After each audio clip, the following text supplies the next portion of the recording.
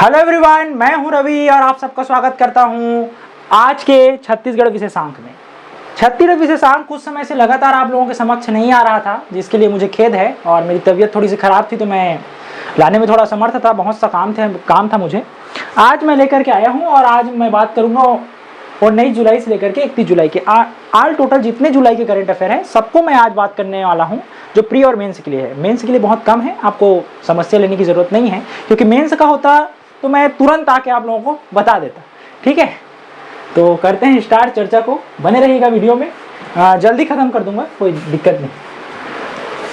छत्तीसगढ़ की पहली राजकीय तितली का चयन करेगी। छत्तीसगढ़ सरकार ने घोषणा किया है कि वो पहला राजकीय तितली चयन करने वाला राज्य बनने वाला है पूरे भारत में, और इसका काम जोरों शोरों से चल रहा है। इसलिए कहा गया है कि आप लोग क्या कर सकते हैं, चयन की प्रक्रिया के लिए क्या है, आप लोग जन भागीदारी के आधार पर चयन किए जाना है।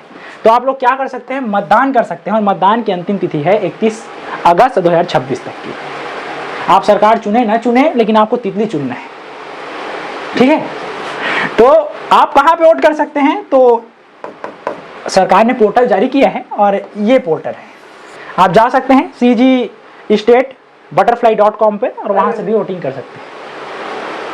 ठीक है, इसका उद्देश्य है, ऐसी तितली चयन करने के भी उद्देश्य होते हैं। क्या उद्देश्य है? जैव विविधता के संरक्षण को बढ़ावा देना, पर्यावरण की जागरूकता लोगों में फैलाना, और साथ ही साथ नागरिक सहभागिता को बढ़ावा देना। इसलिए भाई वोटिंग सिस्टम है।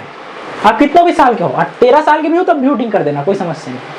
ठीक है, हाँ, वोट फॉर योर चॉइस, अपने हिसाब से आप लोग तितली चयन। अब तितली को मैं बता रहा हूँ, यहाँ पे आप लोगों को थोड़ा कंफ्यूजन नहीं होना कि 4-4 5-5 तितली है। 3 ही तितली चयन किया गया है। तितलियों को मैं बता रहा हूँ कौन कौन सी तितली है। ये 3 तितलियां हैं, मैं तितलियों को बता रहा हूँ, ध्यान से देख लीजिए तीनों तितली को। कॉमन बैंडेड पिकॉक, और आपके हैं ऑरेंज ऑकलिफ, साथ ही साथ स्पॉट स्वॉटटेल। ठीक है, और इनका वैज्ञानिक नाम आपको याद रखना है। ये मोस्ट इंपॉर्टेंट चीजें हैं, ये इंपॉर्टेंट है। ठीक है, मोस्ट इंपॉर्टेंट है, इसको आप लोगों को याद रखना है। कॉमन बैंडेड पिकॉक का नाम है, इसका नाम आपको याद रखना है थिपिलो क्राइनो। ठीक, साथ ही साथ ऑरेंज ऑकलिफ का आपको नाम याद रखना है। यहाँ पे ऑरेंज ऑकलिफ का नाम है कालिमा इनेकस। ठीक है, साथ ही साथ स्पॉट शॉर्टटेल, उसका नाम आपको याद रखना है, इसका वैज्ञानिक नाम है ग्रेफियम नोमिनिस। ठीक है, याद है। और इसकी विशेषता को मैं बता रहा हूं, ध्यान से देखिएगा। ये जो तितली है वो हरे नीले चमकीले पंख वाली होती है। स्वस्थ वनों या जैव सूचकांक है, यानी जो वन अच्छे हैं उनके सूचना ये प्रदान करती है, ये वाली तितली। और ये जो तितली है वो क्या करती है, सेकंड नंबर वाली तितली, सूखे पत्ते जैसे अद्भुत अच्छा छदावरण के साथ दिखाई पड़ती है। यानी कि उसकी जो आवरण है, उसका जो शरीर की बनावट है, ठीक, देह है उसकी, वो इस प्रकार से भाई अद्भुत है, अद्वितीय है, अकल्पनीय है। ठीक ना। साथ ही साथ थर्ड नंबर की तितली की बातें करें तो तलवार जैसी पूंछ है। देखिए ये पूंछ तलवार जैसी, किसी को काट के नहीं फेंकती, तलवार जैसी पूंछ है बस। ठीक है, साथ ही साथ ये क्या करती है, मड पडलिंग। इसका मतलब होता है कि क्या है, इस तरीके से वो मिट्टी को बनाती है। ये देखिए, ये मिट्टी को अपने सूंड से ऐसे घुमावदार बनाती है, जिससे क्या होता है, मिट्टी की उर्वरक क्षमता बनी रहती है और मिट्टी में नवीन ऊर्जा बनी रहती है। मतलब ठीक है, खाद के रूप में मिट्टी कार्य करती है, ऐसे समझ सकते हैं जब ये इस तरीके से काम करती है। तो ये तितली इंपॉर्टेंट है थोड़ी सी।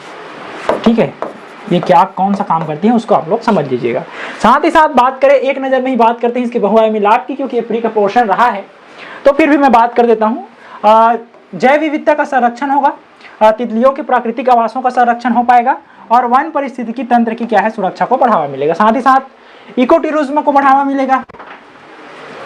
इसके कांकेर घाटी राष्ट्रीय उद्यान है, आपके बरनाओपारा आदि क्षेत्रों में क्या होगी, बटरफ्लाई पर्यटन की क्या है, संभावनाएं हैं। साथ ही साथ स्थानीय रोजगार एवं हॉपटेट को क्या मिलेगा, बढ़ावा मिलेगा। सुशासन को भी देख सकते हैं कि भागीदारी है ऑनलाइन के माध्यम से, जन भागीदारी, और पर्यावरण संरक्षण में नागरिकों एवं विशेषकर विद्यार्थियों की क्या है, सहभागिता यहाँ पे दिखाई पड़ती है। कुछ ज़्यादा इंपॉर्टेंट नहीं है, इसको मैंने पढ़ दिया है। डिजिटल गवर्नेंस में छत्तीसगढ़ की ऐतिहासिक छलांग, सेवा सेतु 2.0 डिजिटल इंफ्रास्ट्रक्चर सेवा सेतु 2.0 जारी किया गया है, जिसके तहत क्या किया गया है, ये भी प्री के लिए इंपॉर्टेंट है, मेंस के लिए ज़्यादा इंपॉर्टेंट नहीं है, फिर भी मैं मेंस के लिए बता देता हूँ। ऐसा इसलिए बता रहा हूँ क्योंकि पेपर मैं नहीं बनाता, कुछ ही पूछ सकता है CGPSC, इसलिए बता रहा हूँ। इसको ध्यान से देखिएगा। प्रमुख ई गवर्नेंस पोर्टल है सेवा सेतु पोर्टल 2.0। ऑनलाइन नागरिक सेवाएं, जिसमें 564 सेवाएं शामिल हैं, और इन सेवाओं से क्या किया जा सकता है, इस ऑनलाइन सेवाओं से 78 लाख आवेदन का भी निपटारा किया जा सकता है। साथ ही साथ रिकॉर्ड खनिज राजस्व का बात करें तो ये है आपके 30,311.80 करोड़ रुपए, ठीक है। साथ ही साथ इसकी जो डिजिटल कनेक्टिविटी की बात करें तो दूरस्थ एवं वनांचल क्षेत्रों में 1273 नए मोबाइल टावर की क्या की जाएगी, स्थापना की जाएगी इस सेवा सेतु 2.0 के तहत। साथ ही साथ भारत नेट चरण 3 के तहत भी इसमें 3,938 करोड़ का क्या है प्रावधान किया गया है। साथ ही साथ CGATM में 105.3 करोड़ की लागत से 4 सेंटर ऑफ एयरप्रेन्योरशिप की स्थापना भी की जाएगी, ठीक। बस इतनी बातें हैं, मतलब इंपॉर्टेंट नहीं है, सीधे सीधे पढ़ रहा हूं, ये इंपॉर्टेंट नहीं है भाई। देखते हैं डिजिटल गवर्नेंस के प्रमुख लाभ क्या होंगे, सेवा सेतु 2.0 के क्या संभावित लाभ हैं। तो पारदर्शिता एवं जवाबदेह प्रशासन की स्थापना होगी। साथ ही साथ खनिज क्षेत्र में डिजिटल सुधार होगा, खनन करने में। डिजिटल डिवाइस को क्या होगा, को कम करना, डिजिटल डिवाइड को क्या करना, कम करना, इसका उद्देश्य रहा है, कम होगी डिजिटल डिवाइड जो लाइन है। साथ ही साथ नवाचार एवं स्टार्टअप को क्या मिलेगा, बढ़ावा मिलेगा, बस और कुछ नहीं है। इसकी चुनौतियों की बात करें तो चुनौती यह है कि भाई ग्रामीण क्षेत्रों में डिजिटल साक्षरता का क्या है, निम्न स्तर रहा है। कई लोग ऐसे हैं जो अंग्रेजी को नहीं जानते और आप लोग उसको प्रशिक्षण की आवश्यकता है। इतने प्रशिक्षण कर्मी आप कहाँ बिठाओगे और कैसे सिखाओगे इंग्लिश को, तो ये समस्या है। और साथ ही साथ स्थानीय भाषाएं, स्थानीय भाषा में क्या नहीं होता, डिजिटल डिवाइस नहीं होते।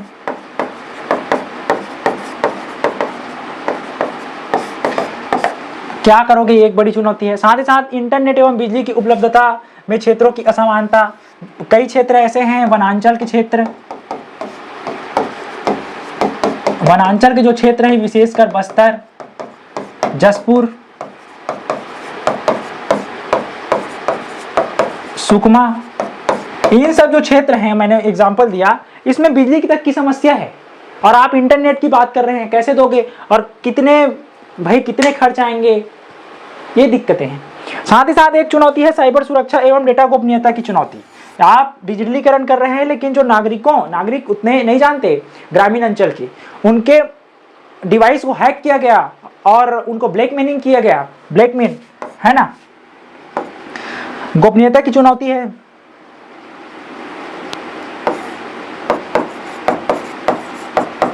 ब्लैकमेल किया जा सकता है और साइबर खतरा है ना, साइबर अटैक हो सकता है, ठीक। डिजिटल सेवाओं के प्रभावी उपयोग हेतु नागरिक जागरूकता की आवश्यकता है।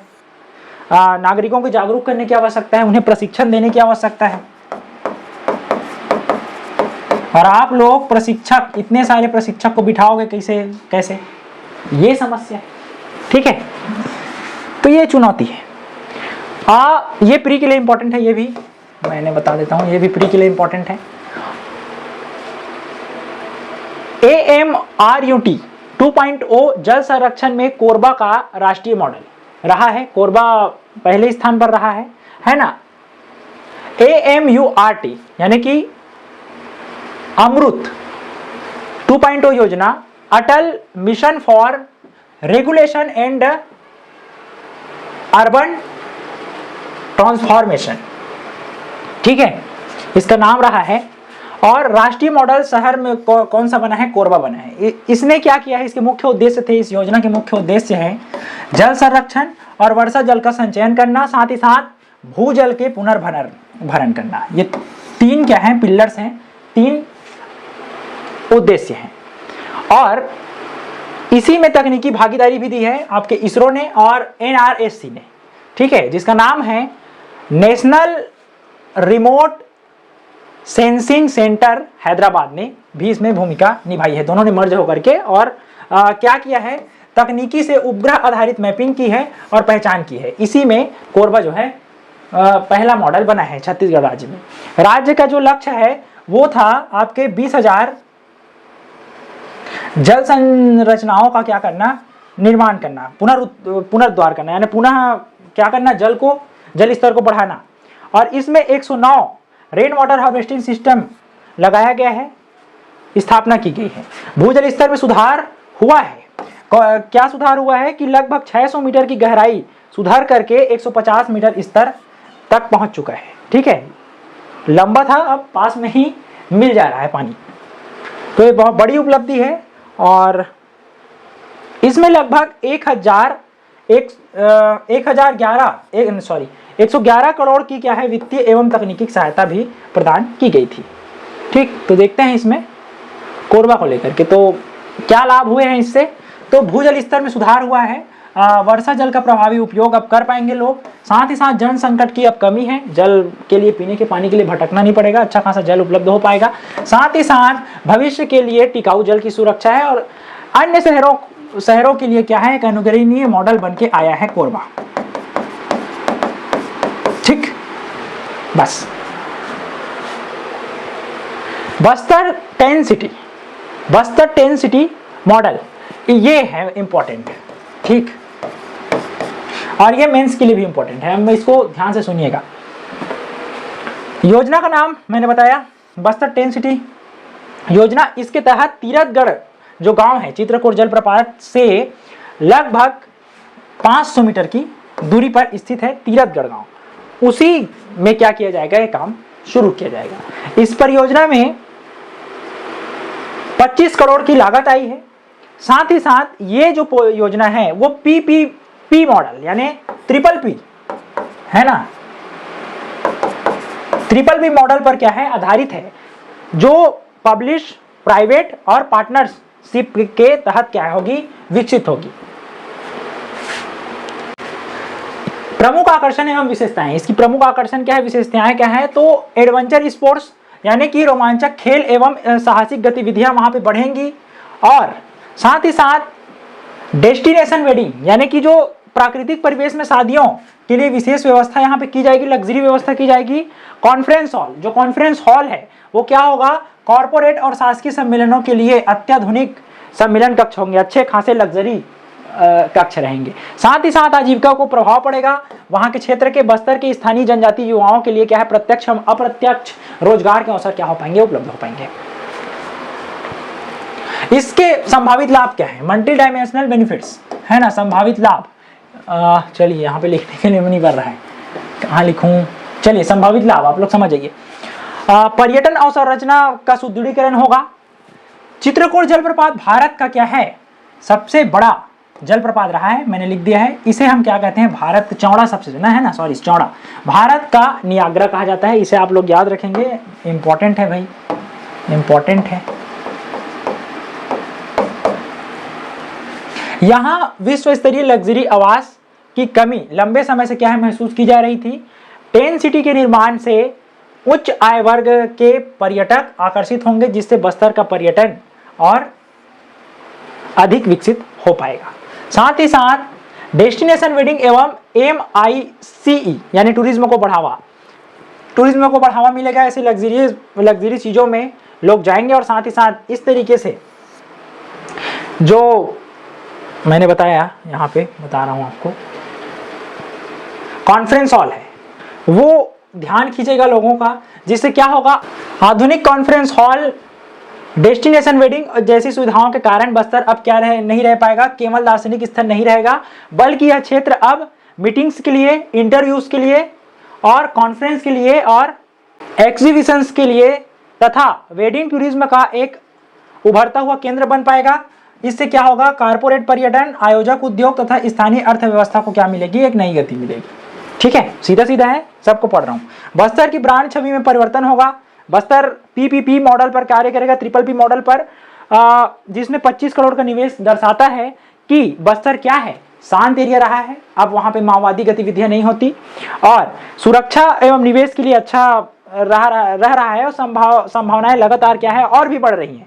इससे बस्तर की पहचान सुरक्षित, आधुनिक एवं इको टूरिज्म हब के रूप में मजबूत होगी। निवेश बढ़ने से स्थानीय रोजगार, हस्तशिल्प, होटल, परिवहन तथा अन्य सेवा क्षेत्रों को क्या होगा, प्रत्यक्ष लाभ मिलेगा। ठीक है, वहां के स्थानीय लोगों को भी लाभ मिलेगा, स्थानीय लोगों को रोजगार के अवसर उपलब्ध होंगे।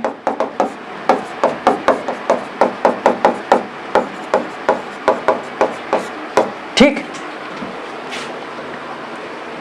इसकी प्रमुख चुनौतियां क्या हैं इसकी योजना की? तो इसकी प्रमुख चुनौतियां है कि पर्यावरण संरक्षण को खतरा है, पर्यावरण संरक्षण को खतरा, अधिक पर्यटन से प्लास्टिक कचरा फैलेगा, प्रदूषण फैलेगा और इंद्रावती नदी जो कि जैव विविधता का केंद्र मानी जाती है उसके नुकसान होने की संभावना है। साथ ही साथ मौसमी पर्यटन,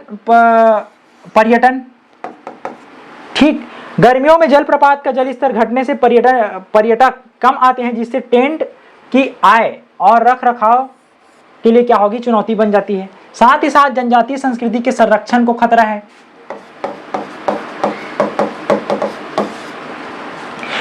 व्यावसायिक पर्यटन से स्थानीय संस्कृति और परंपराओं के व्यवसायीकरण का क्या है, खतरा रहता है ना। साथ ही साथ स्थानीय रोजगार व कौशल, स्थानीय युवा क्या है, कम शिक्षित है, इन्हें किसकी जरूरत है, प्रशिक्षण की जरूरत है। लेकिन स्किल्स की इनमें कमी है।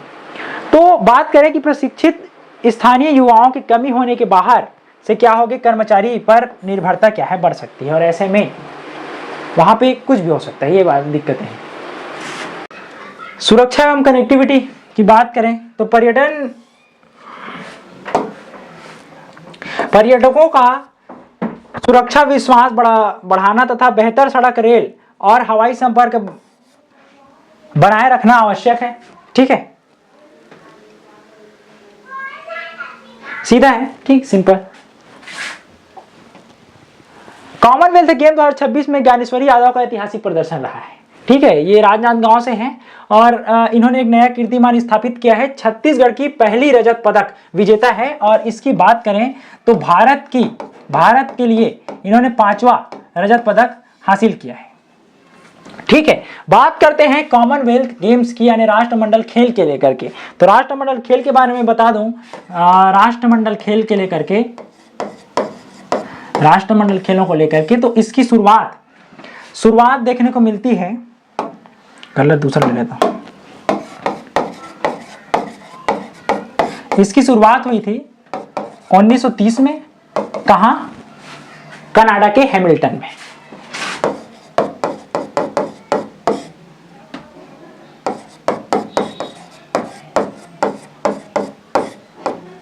ठीक है, इसमें भारत की बात करें तो भारत ने 1934 में इसमें क्या लिया था, पहली बार भाग लिया था।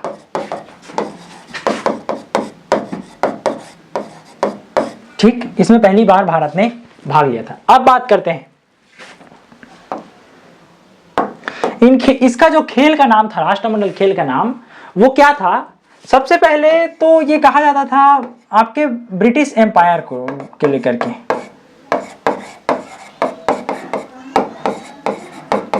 ब्रिटिश एम्पायर, ब्रिटिश साम्राज्य है ना, एम्पायर यानी साम्राज्य, ब्रिटिश साम्राज्य के नाम से चलता था। फिर इसका नाम बदला और ये हो गया आपके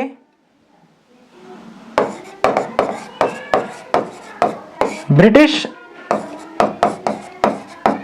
एम्पायर एंड कॉमनवेल्थ गेम्स, है ना, एंड कॉमनवेल्थ गेम्स। फिर इसका नाम चेंज होकर के कॉमनवेल्थ गेम्स ही है।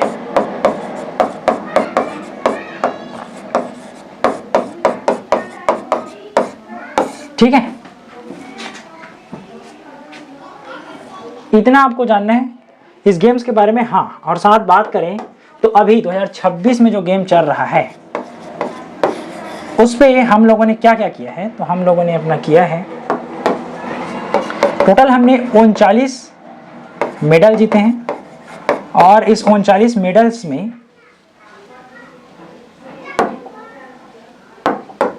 हमने, सॉरी मैं कौन सा कलर लूं,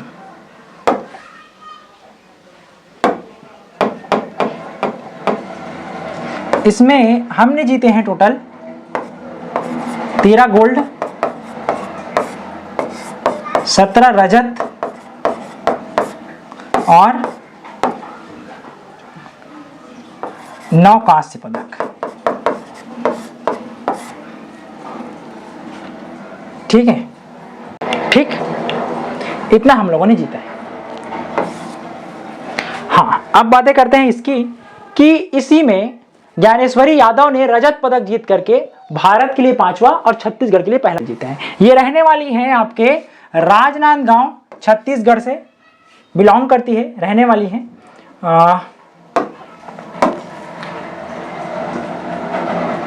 इन्होंने वेट लिफ्टिंग पे मेडल जीता है ना, वेट लिफ्टिंग पे।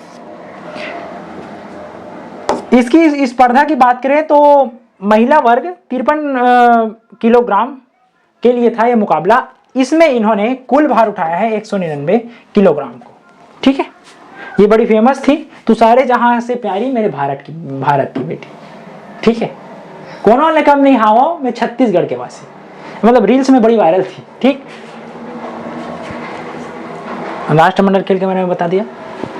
खेल प्रतिभाओं की पहचान और वित्तीय सुरक्षा, ये नया है भाई, ये नया टॉपिक है, नया टॉपिक। ठीक है, इसको उसी में जोड़ करके आप लोग नहीं पढ़ेंगे, वो प्री के लिए इंपॉर्टेंट था, ये भी प्री के लिए ही है। और मैं बता देता हूं कि क्या हुआ है, छत्तीसगढ़ स्पोर्ट्स कॉन्क्लेव 2026 का आयोजन किया गया है। इसमें ये पहला था ना, पहला संस्करण था, पहली बार ये आयोजित किया गया था। कहाँ आयोजित किया गया था, तो ये पहला छत्तीसगढ़ स्पोर्ट्स कॉन्क्लेव था, 2026 में किया गया है, अभी जुलाई में ही, और ये था आपके राजधानी रायपुर में। मुख्यमंत्री विष्णुदेव साय ने समापन की क्या की है, अध्यक्षता की है, ये आप देख रहे हैं विष्णुदेव साय जी को। साथ ही साथ इसका जो फोकस था वो निम्न बिंदुओं पर था। राज्य की जमीनी खेल के प्रतिभाओं की क्या करना, त्वरित पहचान करना और उनको तराशना, उनको उठाना, और अंतर्राष्ट्रीय स्तर के खेल परिसरों और अकादमियों का क्या करना, निर्माण करना।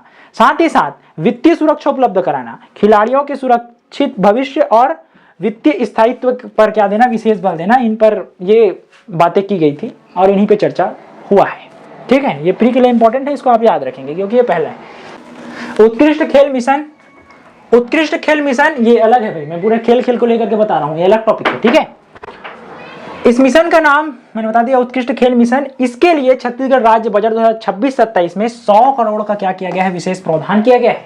किसके तहत, उत्कृष्ट खेल मिशन के तहत। और इसी के तहत किसके दो उद्देश्य हैं, इनके दो उद्देश्य कौन कौन से हैं। पहला है राज्य में जो अंतर्राष्ट्रीय स्तर के खेल मैदान है उनका क्या करना, निर्माण करना, उन्नयन करना, यानी कि उसको फिर से अच्छे से विकसित करना। साथ ही साथ उच्च स्तरीय कोचिंग अकेडमियों का क्या करना, निर्माण करना, स्थापना की राज्य के एथलीटों को वैज्ञानिक एवं अत्याधुनिक प्रशिक्षण मिल सके, इनके लिए क्या करना, कार्य करना। ठीक, इसका दो उद्देश्य रहा है। और इसके खेल का महत्व है, इस मिशन का महत्व है, क्या महत्व है कि विश्वसनीय सुविधाएं लोगों को प्राप्त होगी, विश्व स्तरीय सुविधाएं लोगों को प्राप्त होगी। साथ ही साथ ग्रामीण और जनजातीय खिलाड़ियों को क्या मिलेगा, भी मौका मिल पाएगा। स्पोर्ट्स टूरिज्म को भी क्या मिलेगा, बढ़ावा मिलेगा, बाहर से लोग आएंगे और छत्तीसगढ़ के लोगों को बाहर जाना की जरूरत नहीं है। साथ ही साथ युवाओं का भी क्या होगा, विकास होगा, फालतू की चीजों से दूर रह पाएंगे युवा लोग। तो विश्व स्तरीय सुविधाएं कब मिलेंगी, अब जो है खिलाड़ियों को क्या मिलेगी, अच्छी ट्रेनिंग के लिए दूसरे राज्यों या विदेश नहीं जाना पड़ेगा, छत्तीसगढ़ में ही आधुनिक क्या मिल जाएगी, खेल की सुविधाएं मिल जाएंगी। ग्रामीण और जनजातीय खिलाड़ियों को क्या मिलेगा, एक मौका मिलेगा, विशेष करके बस्तर, सरगुजा जैसे क्षेत्रों के प्रतिभाशाली जो खिलाड़ी हैं उनको अच्छी कोचिंग्स और मैदान मिलेंगे, जिससे वे क्या कर पाएंगे, राष्ट्रीय और अंतर्राष्ट्रीय स्तर में पदक भी जीत पाएंगे। ठीक है, स्पोर्ट्स टूरिज्म को बढ़ावा मिलेगा। बड़े खेल के मैदान बनने से राष्ट्रीय और अंतर्राष्ट्रीय प्रतियोगिताएं आयोजित होंगी, जिससे पर्यटन और रोजगार ही बढ़ेंगे। ठीक है, आप कंपाउंडर बन गए या फिर कुछ काम वाम करने के लिए, मैदान की साफ सफाई करने के लिए, तो ऐसे मजदूर वगैरह सबको अच्छा खासा काम मिलेगा, रोजगार मिलेगा। युवाओं का विकास होगा। खेल में युवा भाग लेंगे, जिससे अनुशासन सीखेंगे, उनकी फिटनेस बनेगी और आत्मविश्वास बढ़ेगा, तथा वे नशे जैसी बुरी आदतों से क्या रह पाएंगे, दूर रह पाएंगे। वैसे रहते नहीं है कोई नशे से दूर, खिलाड़ी भी नहीं रहते कभी कभी तो, लेकिन दूर रह पाएंगे। ठीक है। उत्कृष्ट खेल मिशन की प्रमुख चुनौती, इसकी क्या क्या प्रमुख चुनौती है, इन पे भी बातें करते हैं। तो अच्छे कोचों की कमी है पहली बात तो। ठीक, अच्छे कोचों की कमी, केवल बड़े स्टेडियम बनाना काफी नहीं है, बल्कि अच्छे कोच, फिजियो और स्पोर्ट्स विशेषज्ञ भी चाहिए, तभी खिलाड़ी क्या कर पाते हैं, बेहतर प्रदर्शन कर पाते हैं। और इसकी जो है बड़ी कमी छत्तीसगढ़ में रही है। साथ ही साथ हर क्षेत्र तक सुविधाएं पहुंचाना बहुत कठिन बात है।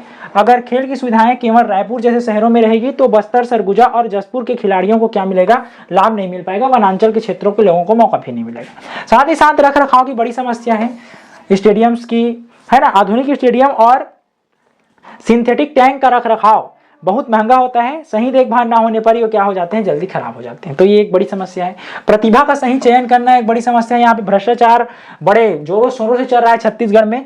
वही खिलाड़ियों का चयन क्या निष्पक्ष और योग्यता के आधार पर होना चाहिए। पक्षपात होने पर असली प्रतियोगिता क्या होगी, प्रतिभाएं दब जाएंगी। ठीक है। और भ्रष्टाचार तो जोरों शोर का है भाई। अटल जी की मूर्ति तांबे की थी, अब मूर्ति बन गई है आपके सीमेंट की। ठीक है। पढ़ाई और खेल में संतुलन बनाना होगा कि कैसे पढ़ना है, कैसे खेलना है, उसको प्रॉपर टाइम देने होंगे। इसके लिए अच्छे खासे टीचर्स चाहिए, स्पोर्ट टीचर चाहिए, विशेषज्ञ चाहिए, तब तो होगा भाई। तो खिलाड़ियों के लिए पढ़ाई और खेल दोनों के साथ चलना जरूरी है। इससे अच्छा स्पोर्ट्स स्कूल मॉडल होना चाहिए। इसके लिए एक अच्छा क्या होना चाहिए, स्पोर्ट्स स्कूल मॉडल होना चाहिए, तो वो बनाना होगा। तो इसमें भी खर्चा है, ये एक बड़ी चुनौती है। ठीक है ना। एक मिनट पानी पी लेता हूं मैं।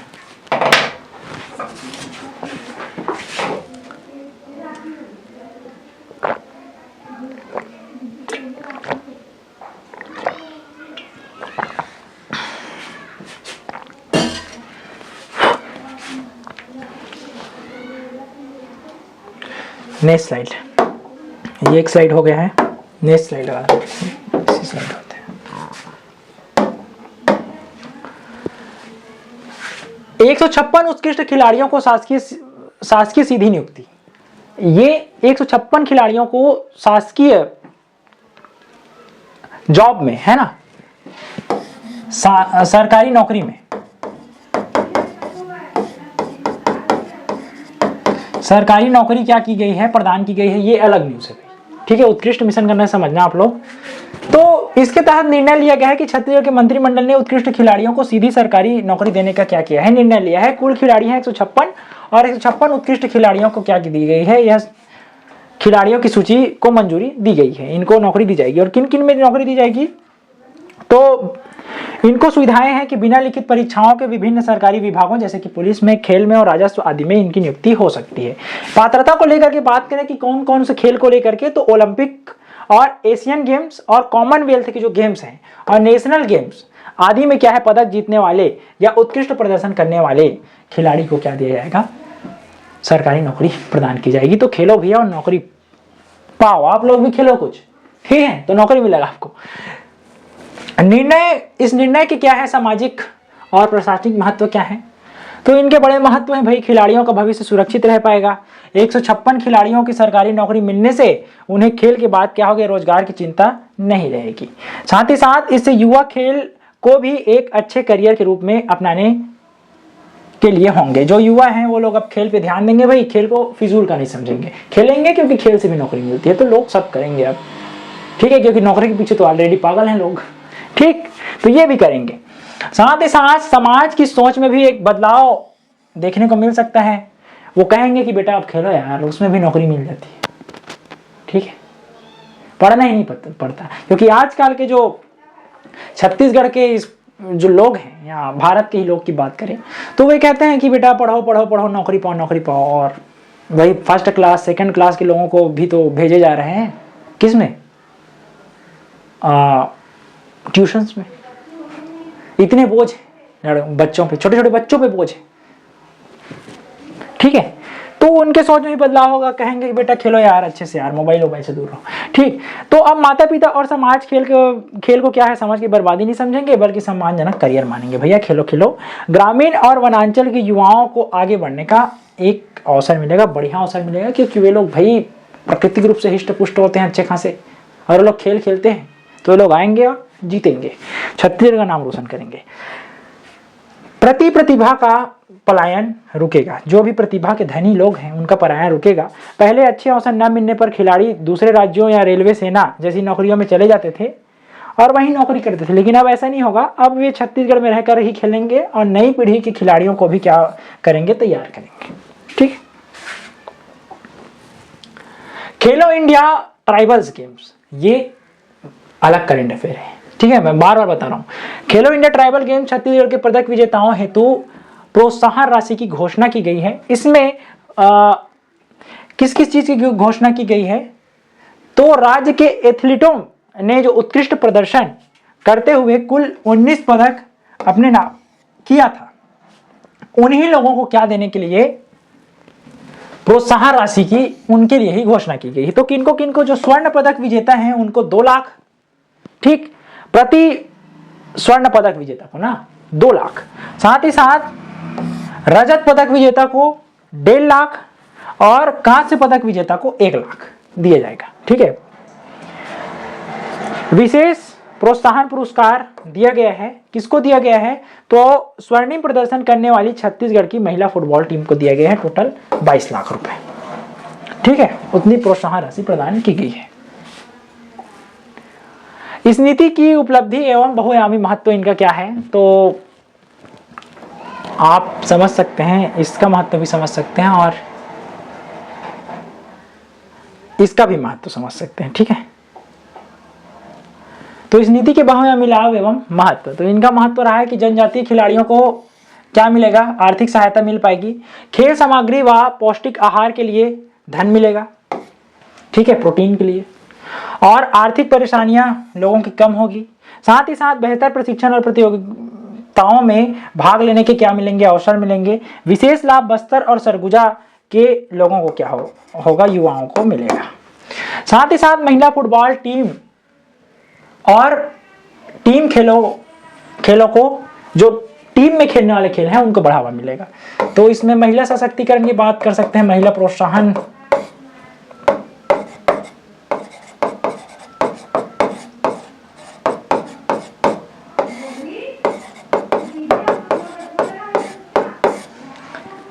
महिला फुटबॉल टीम को 22 लाख का विशेष पुरस्कार दिया गया है और टीम खेलों को क्या दिया गया है, प्रोत्साहन दिया गया है।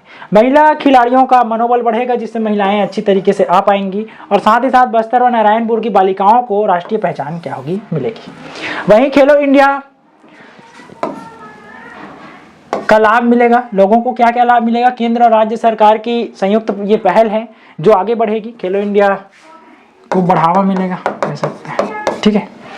तो जनजातीय युवाओं की प्राकृतिक खेल प्रतिभा को क्या होगा, निखरेगी, ठीक, और अंतर्राष्ट्रीय स्तर की ट्रेनिंग के क्या होंगे, लोगों को अवसर उपलब्ध होंगे और भविष्य में राष्ट्रीय व अंतर्राष्ट्रीय खिलाड़ी तैयार होंगे और बढ़िया छत्तीसगढ़ का नाम रोशन करेंगे। बस्तर एवं सरगुजा ओलंपिक, ये अलग है, फिर से पूरे खेल के बता रहा हूं इसलिए लग रहा होगा। बस्तर एवं सरगुजा ओलंपिक वनांचल में खेल क्रांति और युवा सशक्तिकरण, ये भी प्री के लिए इंपॉर्टेंट है, जिसमें आपके किसके लिए, बस्तर संभाग के लिए, यहाँ बस्तर संभाग से 4 लाख ग्रामीण जनजातीय युवाओं की सहभागिता होगी, और साथ ही साथ इसमें होगी आपके 3.5 लाख, 3.5 लाख, 3.5 लाख ग्रामीण जनजातीय युवाओं की सहभागिता होगी सरगुजा संभाग से। तो टोटल मिलाकर के आपके 7.5 लाख कुल सहभागिता होगी, जो राज्य जनजातीय वनांचलों को ऐतिहासिक जुड़ाव होगा, ठीक है। और इसकी प्राथमिक उद्देश्य की बात करें तो इनके 2 उद्देश्य हैं, या 3 उद्देश्य, सॉरी। जनजातीय व दूरस्थ अंचलों में खेल संस्कृति का क्या करना, बीजारोपण करना, साथ ही साथ ग्रामीण युवाओं में सामाजिक समरसता और आपसी भाईचारे को क्या करना, बढ़ावा देना, प्रोत्साहन देना, और वनांचलों में छिपी हुई पारंपरिक व आधुनिक खेल प्रतिभाओं को खोज करके क्या करना, राष्ट्रीय अंतर्राष्ट्रीय मंच प्रदान करना। बस्तर एवं सरगुजा ओलंपिक के बहुआयामी महत्व क्या है? तो इनका महत्व है कि सॉफ्ट पावर द्वारा मुख्य धारा से जुड़ाव किया जाएगा। लगभग कितने 7.5 लाख युवाओं को खेल से जोड़ा जाएगा, जिससे वहां के युवाओं में नकारात्मक प्रभावों से दूर होंगे, जैसे कि वहां प्रभाव रहा है अलगाववाद, वामपंथ से वे लोग दूर रहेंगे और सकारात्मक जुड़ाव रख पाएंगे, जिससे क्या होगा, युवाओं में आत्मविश्वास की वृद्धि होगी, अनुशासन बढ़ेगा, साथ ही साथ राष्ट्रीय एकीकरण, राष्ट्रीयता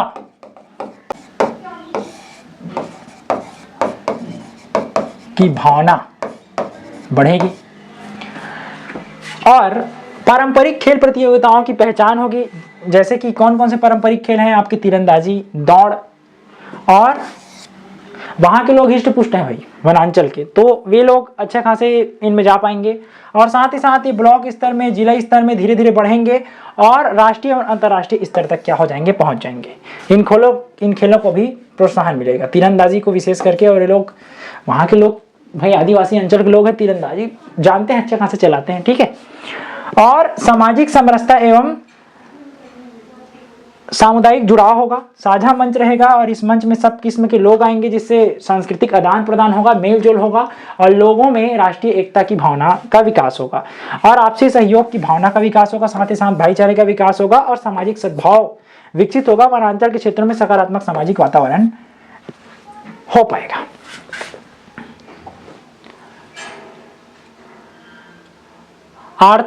आर्थोबॉटनी ऑफ छत्तीसगढ़ रिसर्च प्रोजेक्ट प्रारंभ किया गया है और इस प्रोजेक्ट में क्या किया गया है, छत्तीसगढ़ लोक वनस्पति अनुसंधान ये परियोजना है, हिंदी में कहें तो नोडल विभाग है छत्तीसगढ़ राज्य और जैव विविधता बोर्ड, ठीक। प्राथमिक उद्देश्य इसका है कि राज्य की औषधीय वनस्पतियों और पेड़ पौधों का क्या किया जाए, वैज्ञानिक वर्गीकरण किया जाए। छत्तीसगढ़ की समृद्ध पारंपरिक जनजातीय ज्ञान का क्या किया जाए, वैज्ञानिक एवं डिजिटल प्रलेखन किया जाए, उनको भाई रखा जाए लिख करके, ठीक है, डिजिटलीकरण किया जाए। और इनके जो मुख्य फोकस के क्षेत्र हैं वो हैं आपके बस्तर, सरगुजा और कवर्धा, खास करके कवर्धा का बैगाचुक एरिया, ठीक। जैसे दूरस्थ वनांचलों में पारंपरिक वैद, गुनिया और बैगा गुनिया हम लोग बोलते हैं, ठीक है, तो गुनिया जो वैद्य का ही काम करते हैं और आदिवासियों द्वारा प्रयोग की जाने वाली दुर्लभ जड़ी बूटियों का क्या किया जाएगा, मैपिंग किया जाएगा और इससे रोगों के इलाज के लिए एक नया कदम उठाया जाएगा। परियोजना का प्रथम चरण कहां से शुरू होने वाला है, तो आपके शुरू होने वाला है बस्तर संभाग से। और इसी बस्तर संभाग में कौन कौन से जिले शामिल है, तो आपके हैं बीजापुर, दंतेवाड़ा, कांकेर और स्वयं बस्तर, ठीक है, इसमें बस्तर भी शामिल है, याद रखना, बस्तर को नहीं छोड़ना है भाई, ठीक। तो शुरुआत बस्तर जिले से हो रही है और इस परियोजना के बहुआयामी लाभ, ठीक है, संभावित लाभ, मल्टी डायमेंशनल बेनिफिट्स क्या क्या हैं, तो पारंपरिक ज्ञान का क्या होगा, संरक्षण होगा, जनजातीय जड़ी बूटी का ज्ञान का डिजिटल रिकॉर्ड बनेगा, जिससे क्या होगा, जैव चोरी से क्या होगी, सुरक्षा मिलेगी और साथ ही साथ आईपीआर एवं पीपुल्स बायोडायवर्सिटी रजिस्टर क्या होंगे, मजबूत होंगे, ठीक है, पीबीआर मजबूत होगा। साथ ही साथ हर्बल एवं फार्मा उद्योग को क्या मिलेगा, बढ़ावा मिलेगा, छत्तीसगढ़ के हर्बल स्टेट बनने की दिशा में क्या होगी, मजबूती आएगी। साथ ही साथ सर्पगंधा, काली मूसली, गुड़मार जैसी औषधीय वनस्पतियों का वैज्ञानिक उपयोग बढ़ेगा, जिससे ग्रो प्रोसेसिंग और फार्मास्यूटिकल उद्योग को कच्चा माल क्या होगा, मिल पाएगा यहां से, ठीक है। जनजातीय आजीविका एवं वैध परंपरा का क्या होगा, संरक्षण होगा, पारंपरिक वैधों को सम्मान और आर्थिक लाभ मिलेगा। साथ ही साथ एबीएस यानी कि एक्सेस एंड बेनिफिट्स शेयरिंग के तहत लाभ साझा हो पाएगा एवं वन क्षेत्रों में सतत आजीविका को क्या मिलेगा, बढ़ावा मिलेगा। और जो पारंपरिक वेद हैं, वैद्य हैं, वे लोग क्या कर सकते हैं, लाभ उठा सकते हैं और सम्मान पा सकते हैं, ठीक है। इतना ही करंट अफेयर्स थे और आज के लिए बस इतना ही। मिलेंगे कल और जो भी अगस्त के करंट अफेयर है मैं सबको बता दूंगा। तो चलिए तब तक के लिए लेते हैं आप सबसे विदा। जय हिंद, जय भारत, जय छत्तीसगढ़।